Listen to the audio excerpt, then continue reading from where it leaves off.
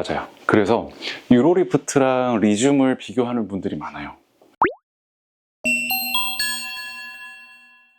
리튬에 대해서 설명을 조금만 드리면, 리튬은 수증기를 쬐어서 전립선 조직을 축소시키는 그런 기술이라고 보시면 됩니다. 방광, 전립선, 그리고 요도가 있을 때 이제 항상 문제가 전립선 비대증은 요도를 침범하는 전립선 비대 조직이 이렇게 들어오는 건데, 이거를 깎아내던 수술법이 있고 드러내는 수술법이 있고 설계해서 잘라내는 수술법도 있는데, 리튬 같은 경우에는 여기에 침을 꽂습니다.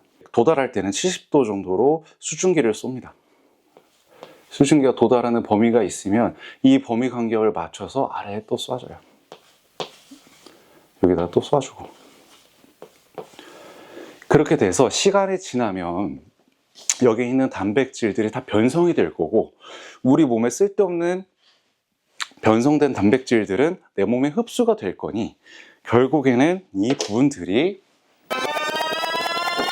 이렇게 변성된 상태로 붙지 않겠냐라는 게 리튬의 기본 원리라고 보시면 됩니다. 그래서 실은 유로리프트에서도 단순히 당기는, 결찰한다고 해서 당겨진 상태로 그냥 쭉 가는 게 아니고, 이게 더 지속이 되려면 이렇게 퇴축을 시켜야만 돼요. 그래서 그게 제대로 유로리프트를 하는 방식이라고 저는 항상 말씀을 드리는데, 리튬 같은 경우에도 퇴축을 유도하는 방식인데, 어떻게 보면 1번 차이점은 임플란트가 없죠. 이물질이 우리 몸에 안 들어가죠. 그런 차이는 있어요. 대신 수증기를 부었을 때 몸이 붓습니다. 붓기 때문에 소변줄 유치 기간이 길어요. 소변줄을 제 주변 분들한테 다 여쭤봐도 최소 3일 정도는 하셔야 됩니다.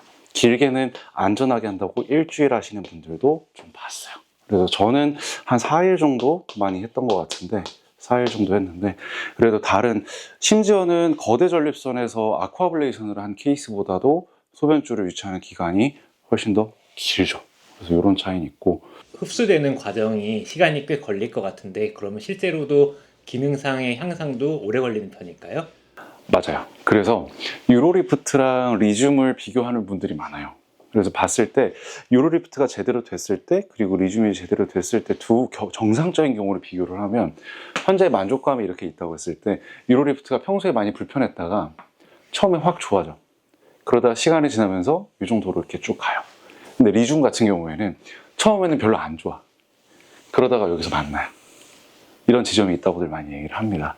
근데 유로리프트 같은 경우에는 제가 잘해야 되는 시술이라고 말씀드렸던 이유가, 뭐 결석이 중간에 생긴다든가 이러면은 사실은 그 비율이 높지는 않지만 환자 입장에서는 이 만족도가 또 떨어질 수 있는 부분이기 때문에, 둘 다 정상적으로 제대로 된 집도의한테 받으셨을 때 기준으로 초반의 만족도는 유로리프트가 높을 수밖에 없다. 왜? 물리적인 결찰이 되기 때문에. 그 다음에 뒤에 오면서 아까 보여드렸던 그 퇴축, 어떤 이제 그 혈관의 공급이 떨어지고 그 조직 자체가 위축되면서 축소가 되는 그 전립선 때문에 또 좋아지는 두 가지 부분들이 합쳐져서 유로리프트는 이렇게 지속적인 만족감을 좀 나타낼 수 있는 편이고, 리튬 같은 경우에는 시간이 지나서 내 몸에 흡수된 다음에야 좋아지는 편입니다. 이 기간을 3개월 정도로 보는 경우가 대부분이고요. 보통은 6개월 정도 됐을 때 확실하게 더 만족스러운 지점까지 간다, 이렇게 얘기하는 경우도 많아요. 재발률 같은 경우에는 유로리프트와 비슷할까요? 리튬이 후발주자잖아요. 그러다 보니까 리튬의 연구 결과에선 리튬이 우수해요. 그런데 현실에서 이제 두 가지 기술을 모두 다루는 집도의들은 둘 다 비슷하다라고 얘기를 많이 하십니다. 그리고 시간이 지났을 때 만족도도 비슷하다라고 많이 말씀을 하십니다.